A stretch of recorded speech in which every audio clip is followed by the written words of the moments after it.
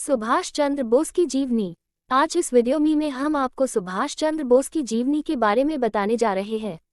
सुभाष चंद्र बोस भारत के स्वतंत्रता संग्राम के अग्रणी और सबसे बड़े नेता थे। विश्व युद्ध के बाद अंग्रेजों से लड़ने के लिए उन्होंने जापान की मदद से भारत को ब्रिटिश शासन से छुटकारा दिलाने के लिए आज़ाद हिंद फौज का गठन किया। उनके द्वारा दिया गया नारा जय हिंद का नारा भारत का राष्ट्रीय नारा बन गया है।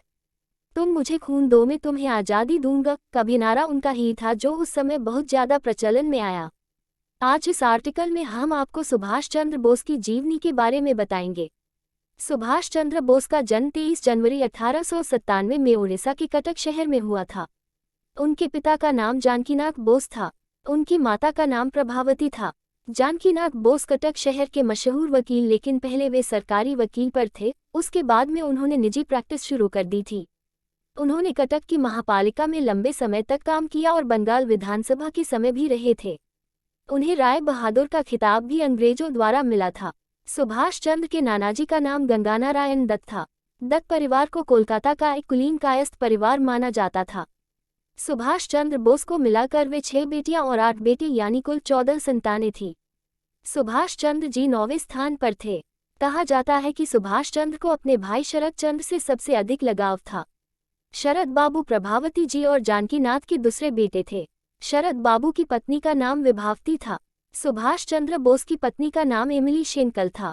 उन्होंने इनसे 1937 में विवाह किया था, लेकिन लोगों को इस बारे में 1993 में पता चला था।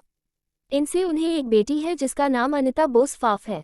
चंद्र बोस के प्राइमरी शिक्षा कटक के प्रोटेस्टेंट यूरोपियन स्कूल से पूरी हुई। उन्होंने रेवनशाह कॉलेजिएट स्कूल में दाखिला लिया। उन पर उनके प्रिंसिपल बेनीमाधव दास के व्यक्तित्व का बहुत प्रभाव पड़ा। वे विवेकानंद जी के साहित्य का पूर्ण अध्ययन कर लिया था। सन 1915 में उन्होंने इंटरमीडिएट की परीक्षा बीमार होने पर भी दूसरी श्रेणी में उत्तीर्ण की।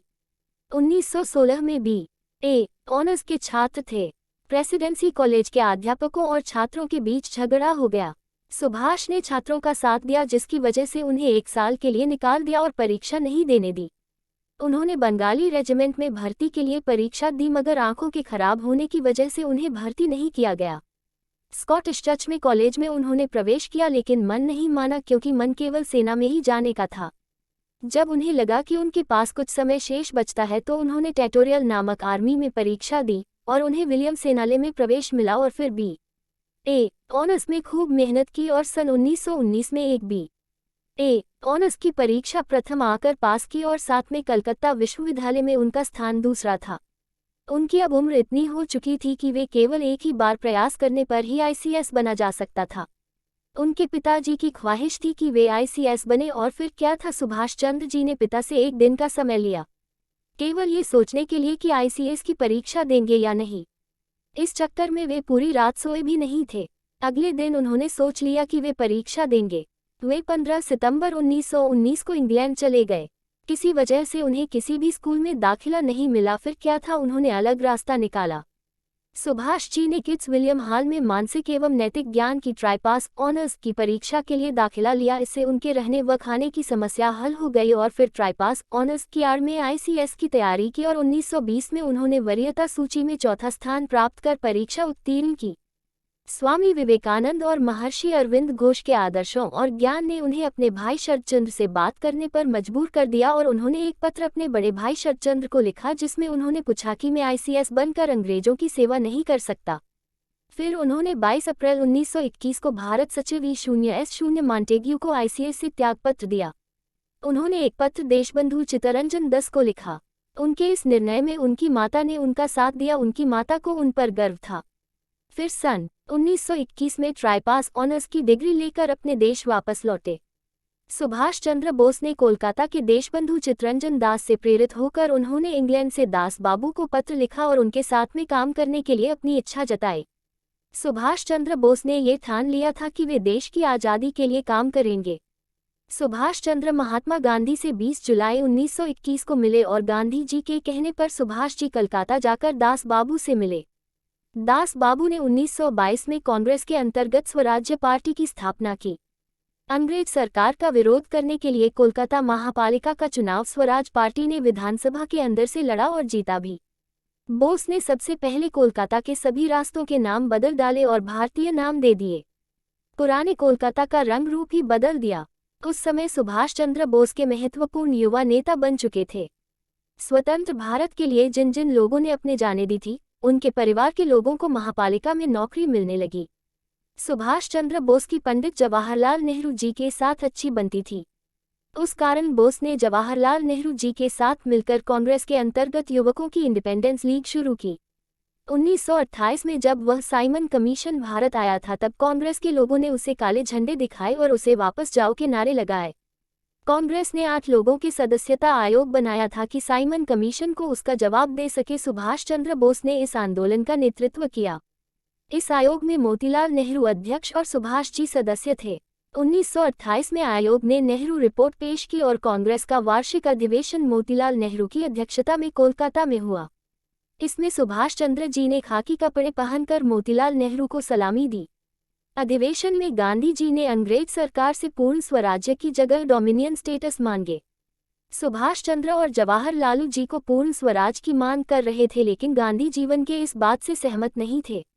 1930 में जब कांग्रेस का वार्षिक अधिवेशन जवाहरलाल नेहरू की अध्यक्षता में लाहौर में तय किया गया कि 26 जनवरी का दिन स्वतंत्रता दिवस के रूप में मनाया जाएगा। 26 जनवरी 1931 को कोलकाता में राष्ट्रध्वज फहरा कर सुभाष बड़ी मात्रा में लोगों के साथ मोर्चा निकाल रहे थे कि उनके इस कारनामे से पुलिस ने उन पर लाठियां चलाई और उन्हें घायल कर जेल में भेज दिया।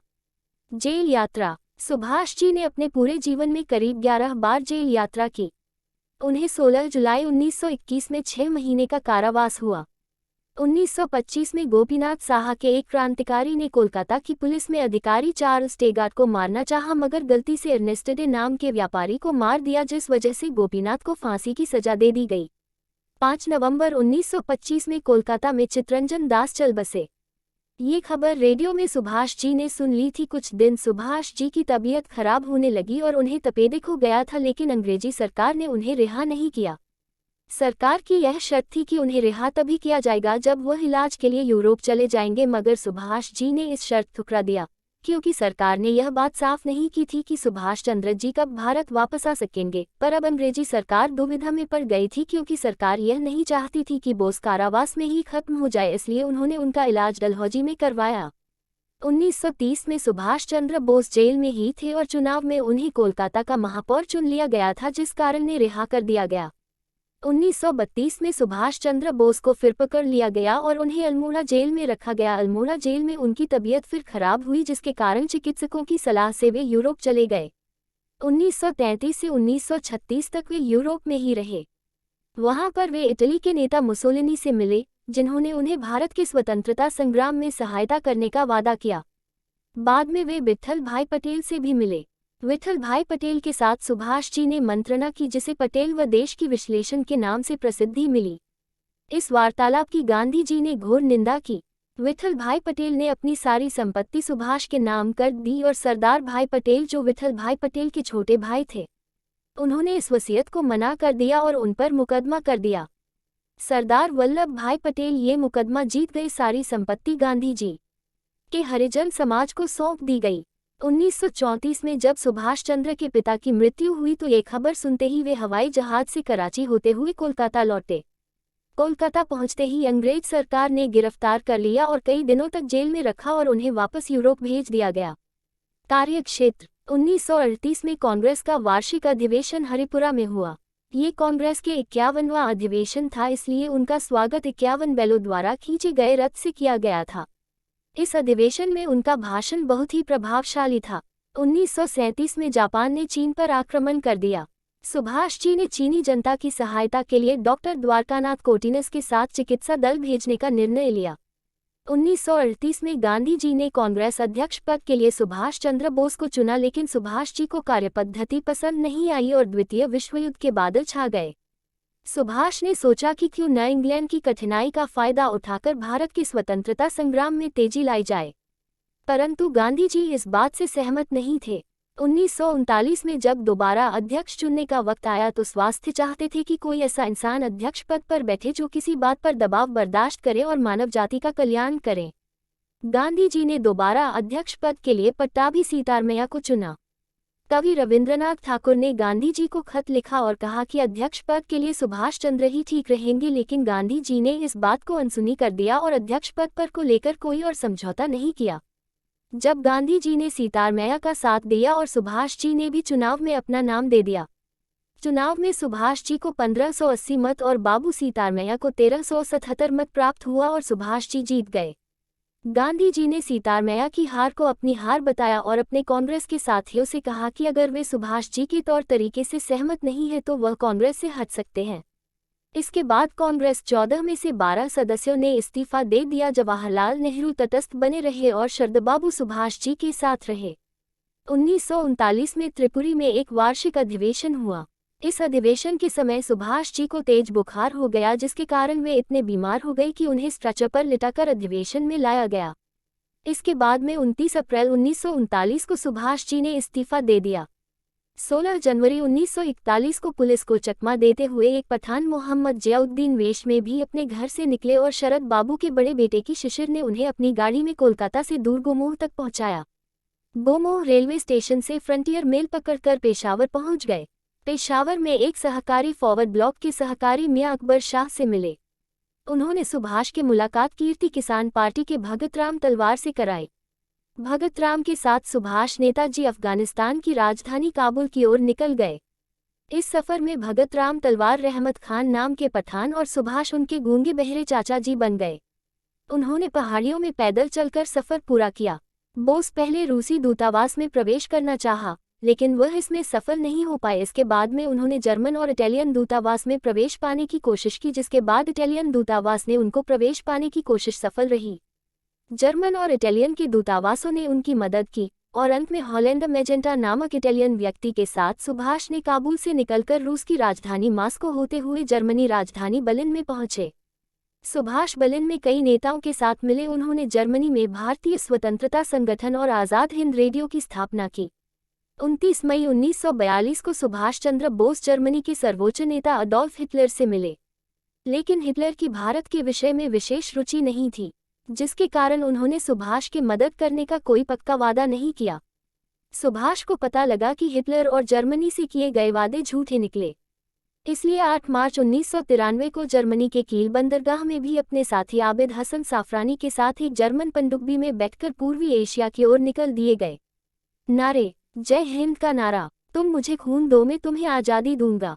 मृत्यु, जापान द्वितीय विश्व युद्ध में हार गया। सुभाष जी को एक नया रास्ता निकालना जरूरी था।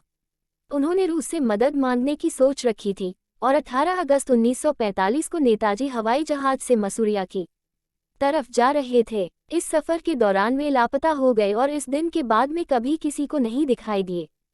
23 अगस्त 1945 को रेडियो ने बताया कि सैगोन में नेताजी एक बड़े बमवर्षाक विमान से आ रहे थे कि 18 अगस्त 1945 को जापान के ताइहोकू हवाई अड्डे के पास विमान दुर्घटनाग्रस्त हो गया। आज इस आर्टिकल में हमने आपको सुभाष चंद्र बोस की जीवनी के बारे में बताया। इसको लेकर अगर आपका कोई सवाल या कोई सुझाव है तो आप हमें नीचे कमेंट कर सकते हैं। Thank you for watching this video. Please subscribe our channel immortal words for more interesting videos. Also like and share the video you liked.